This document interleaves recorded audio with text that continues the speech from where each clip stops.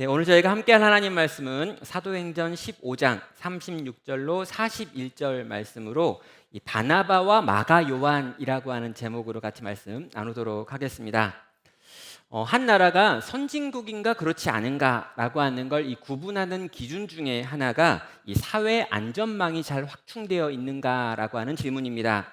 이 사회 안전망이라고 하는 건요, 이 질병이나 노령, 실업, 산업 재해, 빈곤, 또 사회적인 다양한 위험들 앞에서 국민을 보호하기 위해서 제도적인 장치들이 잘 준비되어 있는가라고 하는 걸 부를 때 이 사회 안전망이라고 하는 말을 쓰죠. 원래 이 안전망이라고 하는 건요, 이 묘기를 부리는 사람들, 또 어렵고 위험한 곳에서 일하는 사람들이 혹시나도 일어날 수 있는 사고를 준비하기 위해서, 대비하기 위해서 만들어진 망을 의미하는 건데, 이걸 이렇게 지금 사회적으로 쓰는 겁니다. 한국 사회도요, 이 선진국화 되면서 이런 사회 안전망의 중요성에 대해서 많이 이야기하고 있고요. 또 확충되어지는 부분이 있고 계속해서 이 부분은 확장되어지고 있습니다. 제도적인 장치로 사회적 안전망은 계속해서 확대될 것인데요. 그런 제도적인 것뿐만 아니라 우리의 마음, 인간의 마음 가운데 정서적 안전망이라는 것도 중요해지는 것 같습니다. 그럼 이 정서적 안전망이라고 하는 건요, 내가 이 일을 하다가 실패해도 다시 일어날 수 있을 거야 라고 하는 생각을 들게 만드는 것이 이 안전망입니다. 한국 사회는요, 이 부분에 대해서 굉장히 취약합니다. 한 번 실패하면, 한 번 늦어지면 이 실패와 이 늦어진 것을 회복할 방법이 없다라고 생각하는 분들이 많기 때문이죠. 한 번 실패해버리면, 한 번 내가 사람들에게 찍혀버리면, 한 번 내가 무능하다라고 사람들이 판단해버리면 이렇게 찍혀버린 내 인생을 회복할 수 있는 방법이 없다라고 생각하는 사람들이 대단히 많습니다. 그래서 한국 사회의 자살률이 그토록 높은 이유 중에 하나가 다시 일어날 기회가 없는 사회적 구조 때문이다라고 말하는 분들도 있습니다. 사랑하는 여러분, 실패해도 괜찮아, 넘어져도 괜찮아, 조금 느리게 가도 괜찮아, 우린 다시 일어날 수 있어 라고 하는 말을 누가 해야 되는 거고 어디서 해야 되는 말일까요? 저는 교회가 그 말을 할 수 있어야 되고요. 우리 성도들이 서로가 서로를 바라보면서 그렇게 말해줄 수 있어야 한다라는 생각을 하고 있습니다. 성도 여러분, 한국 사회가 실패자에게 다시 기회를 주지 않는 사회인 것을 우리는 안타까워해야 합니다. 그런데요, 이 한국 사회 자체에 대해서 우리가 어떻게 할 수 있는 방법은 거의 없는 것 같아요. 그렇다면 우리는 뭘 할 수 있는 걸까요? 우리 교회 안에서, 성도인 우리 안에서 이 공동체 안에 있는 사람들을 바라보면서 실패해도 괜찮아, 다시 일어설 수 있어, 느리게 가도 괜찮아, 조금 느려도 우리는 바르게 가기만 하면 돼 하고 말할 수 있는 공동체가 우리 공동체여야 된다는 것이죠. 한 번 찍히면 영원히 찍히고, 한 번 틀어지면 영원히 틀어지며 도무지 회복할 수 있는 방법이 없는 거야 라고 말하는 세상 속에서 교회는 그래서는 안 된다는 것입니다. 자, 오늘 우리는요, 신앙에 있어서 완전히 실패한 한 청년을 만나게 됩니다. 그리고 이 청년을 일으켜 세우는 어른을 보게 되죠. 마가 요한과 바나바입니다. 이 이야기를 통해서 오늘 우리가 배워야 될 것이 무엇인지 한번 같이 고민하며 생각해 보는 시간 갖도록 하겠습니다. 자, 먼저 오늘의 주요 인물인 마가 요한이라고 하는 사람을 한번 살펴보도록 하겠습니다. 우리가 이 마가 요한이라고 해가지고 지금 이름을 부르고 있는데요, 이 마가라고 하는 건 로마식 이름이고요, 요한은 히브리식 이름입니다. 이 로마의 식민지가 되었던 이 이스라엘 사람들 중에 이렇게 이름을 두 가지를 가지고 있는 사람이 많은데요, 이 대표적인 사람 중에 하나가 이 사울이면서 바울을 말할 때 이 사울이 이제 히브리식 이름이고요, 바울은 헬라식 이름이었습니다. 그렇듯 이제 이 마가도요, 요한이라고 하는 기본적인 히브리 이름이 있지만 그가 살았던 문화가 이 라틴, 이 로마와 함께 있었기 때문에 이 로마의 이름인 마가라고 하는 이름도 가지고 있었다는 거죠. 자, 마가의 아버지에 대한 기록은 성경에 없습니다. 아마도 일찍 여인 것 같습니다. 또 어떤 이유에서이건 간에 그는 고향인 구브로 섬에서 떠나와서 독실한 어머니와 함께 예루살렘에 와서 정착해 살았던 것으로 보입니다. 자, 마가의 어머니는요, 상당한 재력가였는데요. 예수님께서 승천하신 후에 120명의 제자들이 모일 곳을 찾던 중에 마가의 어머니가 자기 집을 내줍니다. 그런데 여러분, 마가의 어머니가 얼마나 부자였는지를 보여주는데요. 그 집 다락방에 120명이 들어가 가지고 예배를 드리고 있는 걸 우리는 보게 됩니다. 얼마나 집이 크길래 다락방에 120명이 들어가는지 저는 머릿속에 잘 그려지지가 않습니다. 그리고요, 이 마가의 어머니가 이 예수님이 십자가에 달리기 전에 이 마지막 만찬을 했던 것도 자기 집을 내어줬다라고 이야기를 하고요. 그 뒤에 보면 이 제자들이 도망와 가지고 숨어 있던 그 집도 역시 마가의 어머니가 내어준 집이다라고 이야기를 하는 것들을 보게 됩니다. 그러니까 이 마가의 어머니는요, 상당한 재력가였을 뿐만 아니라 대단히 주님께 헌신한 이 신앙을 가지고 있던 신실한 사람이기도 했다라는 걸 보여줍니다. 자, 마가의 어머니는요, 신약의 교회가 태어나는데 가장 중요한 역할을 한 이 공간을 제공한 인물입니다. 이 마가는요, 바로 그 신실한 어머니, 그 부유한 어머니의 아들로 자라게 되는데요. 나중에 보면 다른 자식에 대한, 형제에 대한 이야기가 나오지 않는 걸 보면요, 아마 이 과부가 된 어머니의 독자였던 것으로 보입니다. 자, 마가를요, 오늘 우리나라 말로 좀 바꿔가지고 우리식으로 표현을 하면 이 금수저를 물고 태어난 사람이라고도 부를 수가 있을 것 같습니다. 물론 아버지가 일찍 돌아간 건 그에게 마이너스이겠죠. 그러나 엄청난 부를 가지고 있는 어머니의 독자 상속자로 태어나서 지금 자라고 있는 거고요. 그 어머니가 심지어 신앙이 너무 좋습니다. 심지어 그 신앙을 위해 자기의 생명이나 자기의 재산까지 내어놓는 걸 두려워하지 않는 이 어머니, 이 신실한 어머니, 부유한 어머니 아래서 자란 사람이 바로 마가였다는 거죠. 여러분, 마가는요, 인생에 경험한 게 너무 많습니다. 그럼 마가는요, 이 최후의 만찬 자리에서 예수님과 제자들이 모여있던 그 모습을 실제로 눈으로 봤을 수도 있습니다. 마가는 예수님과 대화를 나눴을 수도 있어요. 그리고요, 이 마가는 부활하신 예수님께서 제자들에게 나타나셨던 바로 그 집에 살았기 때문에 어쩌면 부활하신 예수님을 눈으로 목도한 적이 있었을 수도 있는 사람이 바로 마가입니다. 마가가 어렸을 때 자라왔던 이 환경을 생각해 보면요, 그의 집 위에 최초의 교회가 세워져서 거기서 오순절 성령이 임하는 것도 마가는 경험하고 듣고 볼 수 있었다는 것입니다. 그럼 영적인 의미에서 마가는요, 모든 걸 다 누리면서 자란, 그 당시에 한 명도 모태신앙이 없는데 거의 유일하게 모태신앙에 가까운 형태의 사람이 마가가 아니었을까라고 생각해 볼 수 있다라는 거죠. 엄청난 재산을 가지고 엄청난 신앙의 유산을 가지고 태어나고 자라고 성장한 사람이 바로 이 마가인 것입니다. 그런데요, 이 마가가 이 성경을 읽다 보면 이 심각한 두 개의 이 실수를 하게 됩니다. 첫 번째 실수는요, 예수님께서 이제 십자가를 향해 나아가고 있는 마지막 고난의 장면 가운데 있었던 예수님을 따라가다가 도망갔던 사건입니다. 마가복음 14장 51절입니다. 한 청년이 벗은 몸에 배 혼이불을 두르고 예수를 따라가다가 무리에게 잡힘에 배 혼이불을 버리고 벗은 몸으로 도망하니라 라고 하는 내용이 있습니다.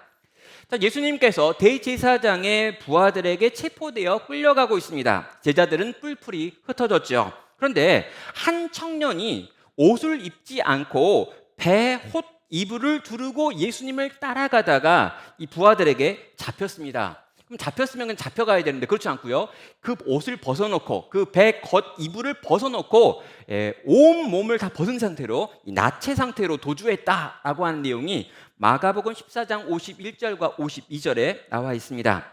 도대체 여러분, 이게 무슨 사건이냐라고 하는 생각을 하게 되죠. 여러분, 이 사건이 무슨 의미가 있는 걸까요? 그 뒤에 이 사건의 의미를 설명하는 내용이 하나도 없습니다. 그리고 마태나 누가나 요한은 이 사건을 아예 기록조차 하지 않았습니다. 자, 여러분, 다른 복음서에는 기록도 되어 있지 않은데 마가는 이 사건을 기록했어요. 그런데 이 사건의 의미가 뭔지는 아무도 설명하지 않고 있습니다. 도대체 여러분, 예수님의 다른 모든 제자들이 다 도망했다면 한 청년이, 이름도 모르는 이 청년이 도망하는 이 사건은 굳이 기록될 필요가 없습니다. 예수님과 훨씬 더 가까운 사람들, 3년이나 훈련받은 사람들조차 도망갈 만한 상황이었다면 여기에 있는 이 청년이 도망가는 건 너무나 당연하기 때문이죠. 그런데 여러분, 이 사건을 마가가 기록하고 있기 때문에 이 사건에 의미가 있습니다. 왜냐하면 여기서 벗은 몸으로 도망하고 있는 이 청년이 바로 자기 자신이기 때문입니다. 마가는요, 정식으로 예수님의 제자는 아니었습니다. 그런데 예수님이 잡히시던 날, 그리고 예수님이 그 밤에 좀 이렇게 막 식사를 하신 다음에 감람산으로 올라가고 있는 모습을 아마 봤던 것 같아요. 그래가지고 자다가 깨가지고 옷을 벗은 상태로 자다가 갑자기 궁금하고 호기심이 막 생겨가지고 아마 이 옷 이불을 딱 덮고 막 뛰어서 따라갔던 것 같습니다. 그러다가 거기서 예수님께서 잡히시는 걸 보고 사람들이 뿔뿔이 흩어지는 걸 보게 된 거죠. 마가는요, 그때 무슨 생각을 했는지 모르겠습니다. 아마 제자들이 잤던 것처럼 자기도 거기서 잤을 수도 있어요.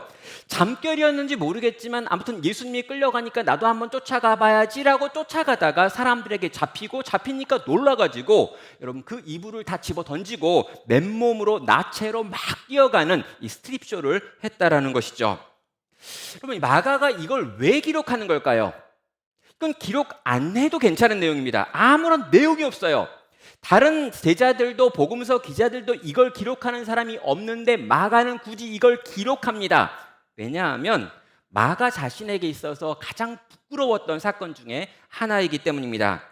나는 복음서를 기록할 만한 자격이 없어요. 나라고 하는 사람은 이런 걸 남길 만한 사람이 아닙니다. 나는 여기에 있는 이 청년, 예수님을 끝까지 쫓아가야 했습니다 했는데 쫓아가지 못하고 중간에 옷을 벗고 도망쳐 나온 바로 그 사람입니다 라고 하는 걸 이 복음서의 기록 안에 자기의 기록으로 남겨놓은 것입니다. 마가는요, 열정이 있었습니다. 예수님에 대한 사랑도 있었습니다. 예수님이 어찌 되실지에 대한 호기심도 있었던 것 같습니다. 그러나 예수님을 끝까지 쫓아갈 만한 용기가 없었고요. 그는 그 용기 없음 때문에 평생 자기 스스로를 이 겁쟁이였다, 그 순간에 도망친 사람이었다, 그 순간에 옷을 벗고 달려갔던 그 부끄러운 사람이 바로 나였다라고 하는 생각을 갖고 있는 겁니다. 그런데요, 이 마가의 실패는요, 여기서 끝나지 않습니다. 사도행전 43장 13절입니다. 바울과 및 동행하는 사람들이 바부에서 배 타고 밤빌리아에 있는 버가에 이르니 요한은 그들에게서 떠나 예루살렘으로 돌아가고 라고 나와 있습니다. 그럼 바울과 바나바가요, 1차 선교 여행을 지금 하고 있는 중이었습니다. 여러분, 바울과 바나바가 하고 있는 1차 선교 여행이 왜 중요하냐면요, 인류 최초의 선교 여행이기 때문입니다. 그 뒤에 있는 모든 선교 여행은요, 다 요 선교 여행 다음에 있는 거예요. 그러니까 최초의 선교 여행이 시작돼가지고 바울과 바나바 팀이 열심히 복음을 전해가지고 교회를 세우는 일들을 하고 있었습니다. 그런데 이 일에 좀 심각한 문제가 발생을 하는 거죠. 어떤 일입니까? 지금 이 마가 요한이라고 하는 사람이 같이 갔었는데, 심지어 거기 가가지고 수행하는 일들을 했었는데, 이 마가 요한이 갑자기 배 타고 가다가 중간에 내리더니 나 그냥 집에 갈래요 라고 한 다음에 배 타고 돌아가 버리는 사건이 여기에 나와 있는 내용인 것입니다. 그러면 이 마가 요한은요, 선교팀에서 굉장히 중요한 역할을 했던 것 같습니다. 사도행전 13장 5절을 보면요, 살라미에 이르러 하나님의 말씀을 유대인의 여러 회당에서 전할세 요한을 수행원으로 두었더라 라고 이야기하고 있습니다. 그러니까 여기서 바나바와 바울이 지금 회당에 가가지고 말씀을 전하는데요, 이 말씀을 전할 때 그 중간에 요한이 있어가지고 수행을 했다라고 이야기를 합니다. 이건 아마 요한이 통역과 관련된 일을 했을 것이다 라고 학자들은 설명을 합니다. 그러니까 지금 이제 아마도 이 바나바가 좀 외국어가 약했든지 바울이 좀 어떤 약한 부분이 있었든지 아니면 요 지역이 좀 사투리가 심했던지 모르겠어요. 그러나 곧바로 전하기가 어렵기 때문에 요한이 그 사이에 끼어가지고 복음을 전했다라고 이야기하면서 이 전도 여행에서 요한이 굉장히 중요한 역할을 했다라고까지 이야기했다라는 것이죠. 그런데 이 마가 요한이요, 그렇게 수행을 쭉 해가지고 끝까지 완주를 해야 되는데 중간에 내리더니 다시 배 타고 집에 가버렸습니다. 누가는요, 이 사건을 굉장히 짧게 한 문장으로 기록하고 있고요. 실제로 왜 마가가 돌아갔는지에 대한 설명도 하고 있지 않습니다. 학자들은 다양하게 이 부분을 해석을 하고 또 설명을 하죠. 먼저 이 선교팀의 이 주도권이 처음에는 바나바에게 있었는데 바울에게 넘어간 걸 보고 화가 나서 집에 갔다라고 하는 해석도 있습니다. 또 처음부터 이 요한은 거기까지만, 마가 요한은 거기까지만 가기로 했기 때문에 거기 가서 돌아간 거다라고 말하는 분도 있습니다. 또 향수병 때문이었다라고 하는 분도 있고요. 또 바울이 풍토병에 걸리는 걸 보면서 겁을 먹고 거기서 돌아갔다라고 하는 분도 있습니다. 그럼 성경이 선명하게 이야기하고 있지 않기 때문에 다양한 해석들을 학자들이 하고 있는데요. 저는 제가 생각하기에 마가가 돌아간 이유를 확신하는 어떤 부분이 있습니다. 자, 배를 타고 밤빌리아 버가에 이르렀습니다. 그래가지고 이제 이 밤빌리아에 있는 버가라고 하는 항구에 딱 내려가지고 이제 앞으로 내가 가야 될 곳인 이 비시니아 안디옥이라고 하는 지역을 향해서 이제 출발을 해야 돼요. 근데 여러분 그 자리에 딱 서가지고요, 이 비시디아 안디옥이라고 하는 곳을 향해서 가야 될 길을 딱 보는 순간 많은 사람들이 충격에 빠진다고 합니다. 왜냐하면 거기에 거대한 이 타우라스 산이라고 하는 산이 쫙 앞에 병풍처럼 펼쳐져 있기 때문이죠. 그럼 버가에서 비시디아 안디옥까지 가는 길은 200km가 되는 먼 길입니다. 그렇고요. 이 비시디아 안디옥까지 가려면 반드시 이 산을 넘어야 되는데 이 산의 높이가 해발 1200m입니다. 그러면 이 높은 산을 향해서 옛날 그 2000년도 더 된 그 상태에서 길을 타고 올라가 가지고 200km를 간다라고 하는 건요, 우리가 생각하는 200km의 의미도 아니고요, 우리가 생각하는 차 타고 가는 길도 아닙니다. 그럼 성지순례를 가면은요, 요 지역을 지나가는데 4시간 정도 걸린다라고 이야기합니다. 가다가 중간에 유적지가 있으면 보고 쉬엄쉬엄 가면 4시간입니다. 그런데 만약에 그 당시에 여기를 걸어서 올라갔다라고 하면 이 10일이 넘는 긴 길을 이 척박한 산악 지역을 통과해서 가야 되는 것이고, 지금 그 길이 자기의 눈앞에 쫙 하고 펼쳐지게 된 것이지요. 마가는 갑자기 이 선교 여행이 재미가 없어졌습니다.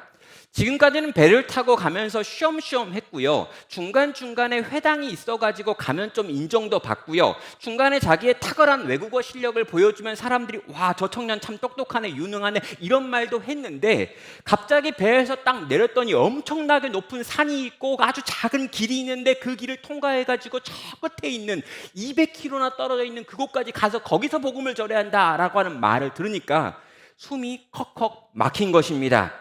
생각해보니까 이 선교 여행 끝까지 완주한다고 해서 뭐 상 주는 것도 아니고요, 여기서 돌아가면 편하게 배 타고 그냥 돌아갈 수 있는데 굳이 내가 여기서 끝까지 가야 되나 라고 하는 마음이 요 마가 요한이라고 하는 청년의 마음 가운데 들었다는 거죠. 성도 여러분, 제가 이렇게 확신하는 이유는요, 많이 경험해봤기 때문입니다. 제가 매번 이 단기팀을 데리고 이 선교지에 가면은요, 꼭 그 선교팀이 몇 명이건 상관없이 또 어떻게 훈련을 했건 상관없이 꼭 한두 명 요런 애들이 있습니다. 처음에는 뭔가 재밌는 걸 기대했는데 갔더니 막상 재미가 없는 거예요. 그리고 더워요. 기본적으로 덥고 춥고 더럽습니다. 이런 데 딱 가가지고 딱 보는 순간 내가 생각했던 외국 여행에 대한 모든 로망이 막 없어지면서 처음 잤던 집에서 막 개구리가 막 나오고 옆에 이렇게 도마뱀이 기어다니는 걸 보다가 충격을 받는 거예요. 근데 먹었는데 맛이 없어, 밥이.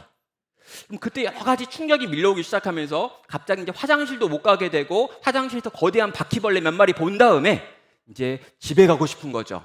그때부터 괜히 눈물이 나기 시작하고 엄마가 보고 싶고 선교사님이 믿고 나보고 여기 가자고 했던 사람들 다 미워지기 시작하는 겁니다.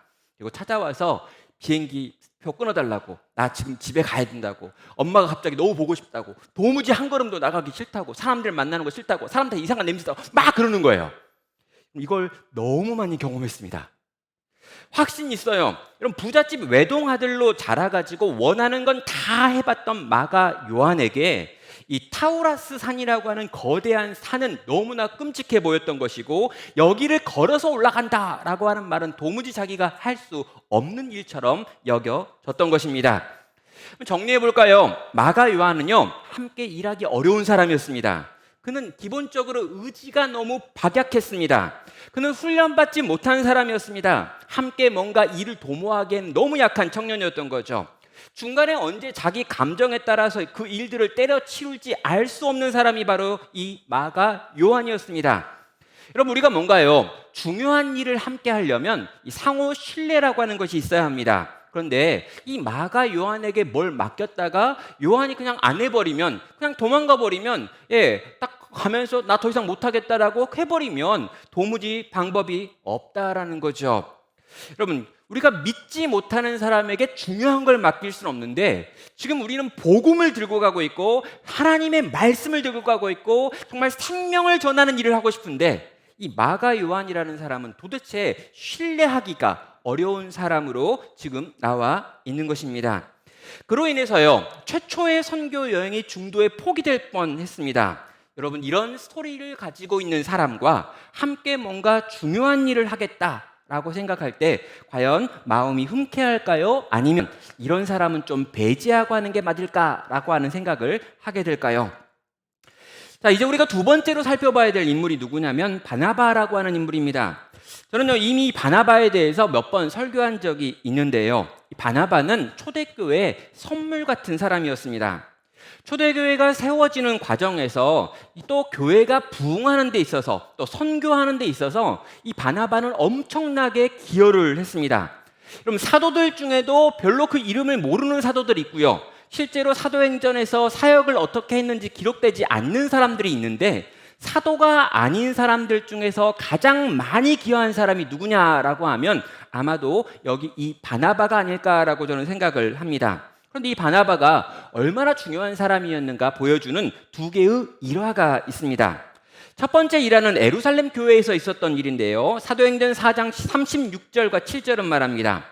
구브로에서 난 레위족 사람이 있으니 이름은 요셉이라, 사도들이 일컬어 바나바라, 번역하면 위로의 아들이라 하니, 그가 밭에 있음에 팔아 그 값을 가지고 사도들의 발 앞에 두니라 라고 말합니다. 그럼 예루살렘에 교회가 생겼습니다. 그리고 오순절 성령 강림이라고 하는 엄청난 사건과 베드로의 설교로 한순간에 3,000명의 사람들이 더 교회 안으로 들어왔고, 그 이후에도 계속해서 성도들이 늘어나고 있습니다. 근데 여러분, 이 갑자기 늘어난 이 성도들 대부분들이요, 외국에 있다가 순례를 온 사람들이기 때문에 가지고 있던 돈이 금방 다 떨어져 버렸습니다. 여러분, 이 사람들을 먹이고 재우는데 많은 돈이 드는데 이 돈을 누군가가 내야 되고, 그 돈이 이 이스라엘에 있는 사람들, 예루살렘에 있었던 사람들 중에 가지고 있는 자산을 내야 됐던 거죠. 그러면 초대교회는요, 많은 그 이스라엘에서 돈을 가지고 있는 성도들이 자기의 것들을 팔아 내어놓음으로 이 문제를 해결했습니다. 그런데 많은 이 성도들 가운데 이름이 기록되는 사람은 딱 한 사람, 여기 나와 있는 바나바라고 하는 사람이죠. 그럼 바나바가 자기의 밭을 팔아가지고 이 사도들의 발 앞에 내어놓았다, 그래서 이걸 가지고 초대교회가 세워지는데 중요한 역할을 했다라고 기록되어 있는 이유가 뭐냐면요, 바나바가 본을 보였기 때문입니다. 이런 방식으로 이 문제를 해결할 수 있다라고 하는 것에 대한 본이 누구였냐면 바로 바나바였던 거죠. 바나바가 자기의 밭을 팔았습니다. 자기의 재산을 팔았습니다. 어떻게든 우리 성도들을 지키기 위하여 자기의 모든 걸 팔아서 내어놓는 사람으로 바나바가 지금 자기를 보여주었고, 그 흐름을 만들었고, 교회가 그로 말미암아 예루살렘 교회가 세워졌던 것이죠. 자, 그런데요, 단지 그냥 예루살렘 교회만 세우는 것으로 끝난 게 아니라 안디옥 교회를 세울 때도 바나바는 엄청난 역할을 합니다. 사도행전 11장 22절입니다. 예루살렘 교회가 이 사람들의 소문을 듣고 바나바를 안디옥까지 보내니, 그가 이르러 하나님의 은혜를 보고 기뻐하여 모든 사람에게 굳건한 믿음으로 주와 함께 머물러 있으라 권하니, 바나바는 착한 사람이요 성령과 믿음이 충만한 사람이라 이에 큰 무리가 주께 더하여지더라 라고 말합니다. 그럼 예루살렘 교회에서 소식을 듣다 보니까 소문이 어떻게 났냐면, 안디옥에 지금 예수 믿는 사람들이 꽤 모여가지고 뭔가 하고 있다더라 라는 소문을 듣습니다. 그런데 좀 거기에 사도가 있는 것도 아니고 교회가 세운 집사가 있는 것도 아니기 때문에 여기에 있는 그 예수를 믿는다는 사람이 진짜 예수를 믿는 건지, 또 진짜 예수를 믿는다면 그들의 무리를 잘 묶어줘야 될 텐데 리더가 필요한 게 아닐까라고 해가지고 예루살렘 교회에서 기둥 같던 바나바를 그쪽으로 파송을 합니다. 그래가지고 바나바가 거기 가가지고 안디옥에 있는 사람들의 믿음을 점검하고 그들을 모아가지고 공동체를 만들어 이 초대 교회의 감독이 되는 거죠. 그럼 이게 왜 중요하냐고요? 그럼 최초의 이방인 지역에 세워진 교회의 감독이 바나바였다는 거예요. 그럼 바나바는요, 예루살렘에 있는 교회를 세우는데도 가장 중요한 역할을 했고요. 안디옥이라고 하는 이방 땅에 세워진 교회를 세우는데도 가장 중요한 역할을 한 사람이 바로 바나바인 것입니다. 그리고요, 이 바나바는요, 그렇게 교회를 세운 다음에 예루살렘으로 돌아오지 않습니다. 이미 안정되어 있는 예루살렘 교회, 이미 많은 사람들이 모여있는 이 예루살렘 교회에서 무언가 누리기보다는 새롭게 세워지는 안디옥 교회의 장이 되어서 그 교회를 통하여 세계 복음을 전달하려는, 온 세계를 향해서 복음을 전파하는 사명을 감당하려고 결단한 사람이 바로 바나바였다는 것이죠. 사랑하는 성도 여러분, 안디옥 교회가요, 그 뒤로 엄청나게 부흥을 합니다. 그런데 이 안디옥 교회의 부흥을 설명하는데 바나바의 이름이 또 한 번 들어가지요. 바나바의 무엇이 이 교회를 부흥하게 만든 것인가? 여러분 11장 24절은요. 바나바는 착한 사람이요 성령과 믿음이 충만한 사람이라 이에 큰 무리가 주께 더하여지더라라고 말합니다.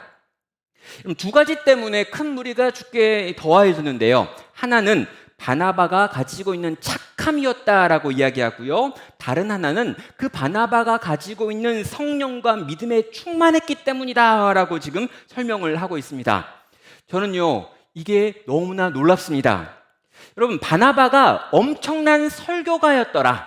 바나바가 엄청난 행정가였더라. 아니, 바나바가 엄청난 이벤트를 끊임없이 만들어내는 사람이었더라. 그래서 교회가 부흥했더라라고 하면요. 저는 그래, 그럴 수 있지. 이러이러한 방식으로 사람들을 모아가지고 막 하면 뭔가 될 수 있겠지라고 생각을 해요. 근데 여러분, 바나바가 뭘로 교회를 부흥시켰냐면요, 엄청나게 착했다는 거예요. 그럼 바나바의 착함이라고 하는 성품이 너무나 강력해가지고요, 바나바의 착함을 경험한 사람들이 교회로 막 물밀듯 쏟아져 들어왔다는 거죠. 바나바가 가지고 있는 성품입니다. 또 여러분, 바나바가 성령과 믿음에 충만했기 때문에 그 바나바의 성령 충만함과 믿음에 충만한 그 바나바의 신실함이라고 하는 것이요, 사람들로 하여금 교회에 들어와서 정착하게 만드는 이 동기가 됐다라고 지금 설명을 하는 거예요. 얼마나 신실해야, 얼마나 믿음이 좋아야, 얼마나 성령에 충만해야, 얼마나 착해야 그 착함과 그 믿음에 있어 신실함이 사람들이 오게 만드는 이유가 될 수 있겠느냐라고 생각하면요, 그럼 바나바는요 거의 성인인 것 같습니다. 그럼 그래서요, 처음에 바나바는 바나바가 아니었어요. 그의 이름은 요한이었습니다. 근데 여러분, 이 요한이었던 바나바를요, 나중에 아무도 요한이라고 안 불러요. 다 바나바라고 부릅니다. 우리도 다 바나바밖에 모르잖아요. 요한 아셨나요, 여러분? 바나바 원래 이름이 요한이라니까요. 근데 아무도 요한을 모르고 다 바나바인 줄 알아요. 바나바의 뜻이 무엇입니까? 위로하는 사람이라는 거예요. 바나바가 나타나서 바나바의 얼굴을 보면 위로를 받습니다. 혹시 그런가요? 제가 나타나서 여기 서는 순간 좀 위로를 받으시나요? 아니잖아요. 귀엽지 그냥. 여러분, 아니래. 바나바가 나타나면요, 딱 서 있는데 서 있는 바나바를 보면 위로를 받는 거예요. 아무 말도 안 했는데 막 눈물이 나와요. 아무 말도 안 하고 지나가면서 이렇게 머리 한번 만져줬는데 애들이 막 울어요. 청년들 이렇게 안아줬는데 청년 막 회복됩니다. 아픈 사람 오면요, 그냥 막 안아주고 말 한마디 하고 그런데 막 살아나는 거예요. 바나바의 인품, 바나바의 신앙, 바나바의 삶, 모든 것이 하나님 나라 복음으로 완전히 이렇게 뭉쳐 있었던 사람, 예수님을 너무나 닮은 사람이 바로 바나바였다는 것이죠. 여러분, 바나바는요 최고였습니다. 여러분, 예루살렘 교회를 세우는 데 있어서도 최고였고요, 안디옥 교회를 세우는 데도 최고였고요, 안디옥 교회가 세워지자마자 여기서 사람들을 끄집어내가지고 지금 세계 복음을 전해야 된다라고 이야기하면서 선교 여행을 출발하고 있는 것도 바나바였다는 거죠. 엄청난 인물이었습니다. 그런데요, 이 엄청난 사랑을 받고 엄청난 영향력을 가지고 있었던 하나님의 사람 바나바가, 여러분, 오늘 우리가 읽었던 요 사건 이후에 성경의 역사 속에서 사라져 버립니다. 그렇게 훌륭하고 그렇게 능력 있고 그렇게 많은 걸 할 것 같았던 바나바가 오늘 우리가 읽었던 바로 그 성경 구절에 있는 그 사건 이후에 사도행전에서 완전히 사라져 버리는 것으로 지금 없어진다는 거죠. 도대체 왜, 오늘 본문에 무슨 사건이 일어났기 때문에 바나바는 역사 속에서 지워져 버리는 걸까요? 36절부터 41절까지에 있는 내용이었죠. 며칠 후에 바울이 바나바더러 말하되 우리가 주의 말씀을 전한 각 성으로 다시 가서 형제들이 어떠한가 방문하자 하고, 바나바가 마가라고 하는 요한도 데리고 가고자 하나 바울이 밤빌리아에서 자기들을 떠나 함께 일하러 가지 아니한 자를 데리고 가는 것이 옳지 않다 하여 서로 심히 다투어 피차 갈라서니, 바나바는 마가를 데리고 배 타고 구브로로 가고 바울은 실라를 택한 후에 형제들에게 주의 은혜를 부탁함을 받고 떠나 수리아와 길리기아로 다니며 교회들을 견고하게 하니라라고 말합니다. 자, 여러분, 유명한 예루살렘 회의가 있었습니다. 이방인들에게 어떤 복음을 전해야 되느냐라고 하는 거에 대해서 논쟁이 벌어져 가지고 이 회의를 통해 가지고 몇 가지 선교 원칙이 세워지죠. 자, 그럼 이 선교 원칙이 세워진 다음에 바울이 바나바에게 이번에 새롭게 세워진 선교 원칙을 가지고 우리 1차 선교 여행 때 가가지고 세웠던 그 교회들을 한번 돌면서 다시 그 교회들을 돌보는 2차 선교 여행을 갔으면 좋겠다라고 하는 제안을 합니다. 자, 바나바도요, 그게 좋겠다라고 생각해가지고 선교팀을 꾸리게 된 거죠. 그런데 이 선교팀을 꾸리는 과정에서 이 바울과 바나바가 갈등이 생겼습니다. 누구 때문입니까? 여기 마가라고 하는 요한을 이 바나바는 데리고 가자라고 이야기하고요, 바울은 내가 그 인간 절대 데리고 갈 수 없다라고 이야기하죠. 자, 바울의 논리가 아주 단호하고 정확합니다. 바울은 이렇게 말하죠. 함께 일하러 가지 아니한 자를 데리고 가는 것은 옳지 않다라고 선언하는 것입니다. 그럼 1차 선교여행 때 중간에 포기하고 그 인간이 돌아가 가지고 얼마나 선교팀 분위기가 망가졌는지 아냐. 그때 진짜 선교 그만 끝내는 줄 알았다. 그 마가 요한이 지금 회복되고 괜찮아졌는지 어떻게 아느냐. 그때 그 사건 이후에 지금 1년 반밖에 안 지났는데 사람이 그렇게 쉽게 바뀌는 게 아니지 않느냐. 당신 조카라고 해가지고 너무 걔 감싸고 도는 거 아니냐라고 하는 말들을 아마도 바울이 바나바에게 막 쏟아부었던 게 아닐까라는 생각을 합니다. 바나바는요, 그래도 데리고 가자라고 이야기합니다. 걔가 문제가 많은 것도 알고 마음이 약한 것도 알고 지금 몇 년 지나지 않아가지고 불안한 요소가 있는 것도 알지만, 내가 지난 1년 반을 잘 보고 또 훈련시키고 봤더니 괜찮고 지금은 한번 데리고 갈 만하지 않는가. 그때 한번 실패했는데 그 실패를 회복할 기회를 줘야 되지 않느냐라고 이야기한 것 같아요. 이 두 사람이요, 평소에 그렇게 잘 안 싸웠을 것 같은데 이 마가의 요한이라고 하는 요 인물 때문에 둘이 대판 싸운 것 같습니다. 그래가지고 아무리 해도 의견이 조율되지 않으니까 그러면 선교팀을 둘로 나누자. 그래가지고 마가 요한을 데리고 바나바가 구브로 섬 쪽에 가가지고 선교를 하고, 바울이 실라를 데리고 이전에 갔었던 1차 선교 여행지를 한번 돌아다니는 그런 선교를 하기로 결정을 하는 것이죠. 그리고요, 어떤 일이 벌어집니까? 1차 선교 여행 코스를 이어서 갔던 2차 선교 여행의 팀 이야기는요, 사도행전이 계속 기록합니다. 그런데 이 구브로라고 하는 섬으로 가버린 바나바와 마가 요한에 대한 이야기는 사도행전이 기록하지 않고 성경의 기록 속에서 더 이상 이 바나바의 이야기는 사라져 버리는 것이죠. 여러분, 마가 요한을 데려가는 것이 맞을까요? 아니면 이 절대로 데려가지 않는 게 맞을까요? 여러분은 마가 요한을 데리고 가겠다, 또 안 데리고 가겠다, 양쪽에 어느 쪽에 해당합니까? 자, 여러분은 이 바나바 쪽인가요? 아니면 바울 쪽인가요? 자, 나는 바울 쪽이다. 데리고 가면 안 된다. 한번 손으로 보세요. 살짝 이렇게. 바울 쪽. 오, 몇 분 안 계십니다. 데리고 가겠다. 그럼 안 든 분들은 뭐죠? 늘 고민인데, 안 든 분들이 너무 많은데, 그럼 마가 요한을 죽이고 가겠다? 이런 것도 아닐 테고, 아무튼. 근데 여러분, 우리는 잘 모르겠어요. 근데 제 입장은요, 마가 요한 데리고 가면 안 됩니다. 제가 여러 번 해보니까 안 바뀌어요, 인간이. 거기다가 여러분 1년 반에 사람이 바뀌는 거 거의 일어나지 않습니다. 거기다 평생을 엄마한테 이렇게 막 받으면서 자랐기 때문에 이 마마보이 기질, 이 부잣집 외동아들로 쭉 자라면서 생겼던 그 기질들, 조금이라도 힘든 일이 생기면 올라오는 그 짜증들, 짜증나면 다 받아줘야 되는 그 성품, 요거 잘 안 바뀝니다. 요런 애를 데리고 다시 또 거길 가라고요? 저는요, 기본적으로 안 데리고 가야 된다라고 하는 이 바울의 쪽에 가깝습니다.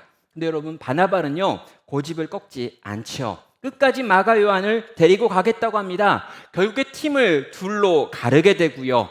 바울의 2차 선교 여행은 성공적으로 진행되었기 때문에 이 성경에 쫙 기록이 되고요. 그 뒤에 3차 선교여행, 4차 선교여행, 5차 선교여행까지를 가면서 바울과 그의 팀들이 끊임없이 소아시아 지역 전체에 복음을 전한 이야기가 사도행전 그 이후에 나오는 모든 이야기가 되고 있습니다.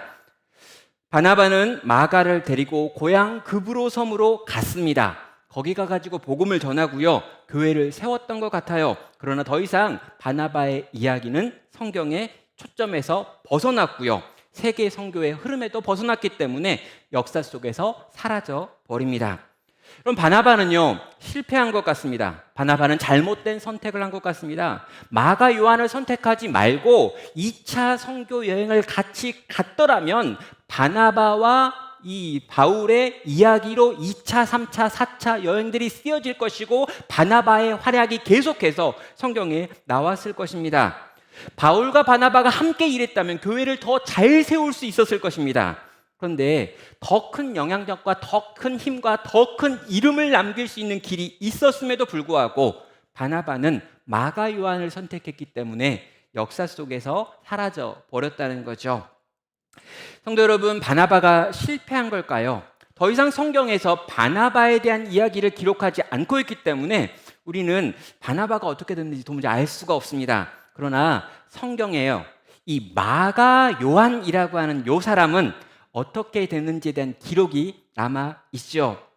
마가 요한은 구브로 섬에서 과연 어떤 사역을 했을까요? 가서 잘하기는 잘했던 걸까요? 가서 또 거기서 문제를 일으킨 건 아닐까요? 성경은 그 부분 기록하지 않습니다. 그런 대신 마가가 그 이후에 어떤 인물이 되었는지는 이후에 있는 여러 서신서들에 등장하는 마가의 모습을 통해서 확인하게 됩니다. 그럼 골로새서 4장 10절입니다. 나와 함께 갇힌 아리스다고와 바나바의 생질 마가와 라는 표현이 나옵니다. 자, 2차 선교여행을 준비하던 때로부터 10년이 지났습니다. 바울은 지금 로마의 감옥에 갇혀 있습니다. 로마의 감옥에 갇혀 있는 이 바울이요, 이 골로새 지역에 있는 교회에 편지를 쓰면서 나와 함께 감옥에 갇혀 있는 사람들의 안부를 전하는 내용을 기록하는데, 지금 나와 함께 감옥에 갇혀 있는 사람이 아리스다고라고 하는 인물이 있고 또 한 사람이 바나바의 조카인 마가가 있다라고 이야기하는 거예요. 그럼 지금 어떤 일이 벌어졌습니까? 그럼 그렇게나 고통이 싫고 그렇게나 고난이 싫었던 이 마마보이였던 이 마가 요한이 10년이 지난 다음에 바울과 함께 선교하다가 바울과 함께 감옥에 갇혀서 함께 고난당하고 있다라고 기록하고 있는 거예요. 마가 요한이 달라진 것입니다. 지금 감옥에 함께 갇힐 만큼 믿음이 강해져 있고요, 고통 속에서도 그 믿음을 지키고 그 믿음의 복음을 증거하는 일을 끝까지 완주하는 일에 지금 바울과 동역하고 있는 마가 요한을 보게 되는 거죠.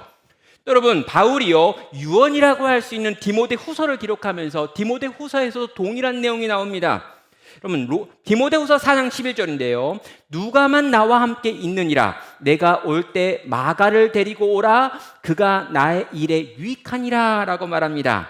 그러니까 로마 감옥에 있었던 때로부터 5년이 지나가지고 이제 바울이 자기의 생명이 끝났구나라고 생각하면서 디모데 후서라고 하는 마지막 유언 같은 편지를 쓰는데 마지막에 보고 싶은 사람이 2명 있어요.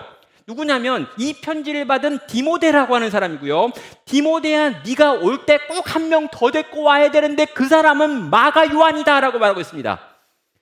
죽기 전에 마지막으로 그 얼굴 보고 싶은 사람 2사람이 디모데와 마가 요한이었다는 거죠. 무엇입니까? 그때 그렇게나 싫었는데, 그때 그렇게나 미워했는데, 그때 그렇게나 믿을 수 없는 사람이었는데 지금 이 순간, 마지막 순간에 얼굴이 떠오르는 바로 너가 바로 마가가 되었다는 것입니다. 여러분, 마마보이였습니다. 그런데 그가 지금 초대교회에 가장 중요한 역할을 하는 사람이 되어 있고, 함께 고난받는 사람이 되어 있고, 유익한 자가 되어 있는 거죠. 그리고 우리가 읽고 있는 이 마가복음이라고 하는 이 복음서를 기록한 사람 역시 바로 마가입니다. 이 마가는요, 그 이후에 베드로의 제자가 됐습니다. 그래서 베드로와 함께 복음을 전했고요. 이 베드로에게 들은 것들을 정리해가지고 마가복음이라고 하는 최초의 복음서라고 불려지는 복음서를 기록해서 마태복음이나 누가복음이나 요한복음의 기본 출처가 되어지는 자료를 만들어 냈다라는 것이죠. 사랑하는 성도 여러분, 마가 요한은 초대교회의 가장 중요한 인물이 되어서 살았고요. 그가 마지막으로 있었던 곳은 알렉산드리아라고 하는 지역이었는데, 이 알렉산드리아라고 하는 지역에 교회를 세우고 감독으로 살다가 거기서 순교했다라고 전해지고 있습니다. 성도 여러분, 마가가 그렇게 위대한 교회의 사람이 될 수 있었던 이유가 뭘까요? 만약에 이 바나바가 이 마가 요한을 데리고 가겠다라고 하는 그 의지를 꺾었다면 어떤 일이 벌어졌을까요? 한 번 실패한 그 인생에 두 번의 기회는 없다라고 말하면서 끊고 가버렸다면 마가 요한의 인생은 어떻게 끝났을까요? 사랑하는 여러분, 저는요, 바나바의 마음 가운데 이 구절이 있었을 거라고 믿습니다. 마태복음 12장 20절이죠. 상한 갈대를 꺾지 아니하시며 꺼져가는 심지를 끄니 아니하시기를 심판하여 이를 때까지 하리니라고 하는 이 하나님의 이 세상을 바라보시는 눈, 예수님께서 이 땅에 있는 영혼들을 바라보시는 눈이 이 바나바의 마음 가운데 있었기 때문이다라고 생각을 하는 것입니다. 바나바의 독백입니다. 우리 하나님께서는 상한 갈대를 꺾지 아니하시는 분이십니다. 꺼져가는 심지의 불꽃도 그분은 끄지 않으십니다. 그분은 그것들을 살려 당신의 일을 할 수 있는 분이십니다. 하나님께서는 이방인 출신인 나에게도 엄청난 사랑을 베푸셔서 나를 성도 삼아 주셨습니다. 그 크신 사랑과 그 은혜로 인하여 내가 살아났습니다. 그러니 나도 이 주님을 닮아 이 은혜와 사랑으로 사랑하기로 했습니다. 지금 내 앞에 한 번의 실패로 인해 낙심하여 도무지 일어날 수 없는 한 젊은 인생이 있습니다. 그는 내 사랑과 내 신뢰와 내 기대와 희생이 필요합니다. 저는 이게 바나바가 마가 요한을 선택했던 이유였다라고 생각합니다. 사랑하는 나눔교회 성도 여러분, 이렇게 누군가를 사랑하기를 선택하시기 바랍니다. 그 선택이 때로는 나를 지우는 선택이고 나를 희생하는 선택이고 내 영향력이 사라져가는 손해보는 선택이라 할지라도 그러한 선택과 그러한 수고와 그러한 손해와 그런 나누어줌으로 인하여 우리의 다음 세대가, 넘어졌던 세대가, 일어날 수 없던 세대가 다시 일어나서 주를 위해 살아갈 수 있게 만드는 거라면 그 일에 우리의 것들을 내어놓는 이 땅의 바나바가 되시기를 주님의 이름으로 축원합니다. 지금 함께 같이 기도로 주 앞에 나아가겠습니다.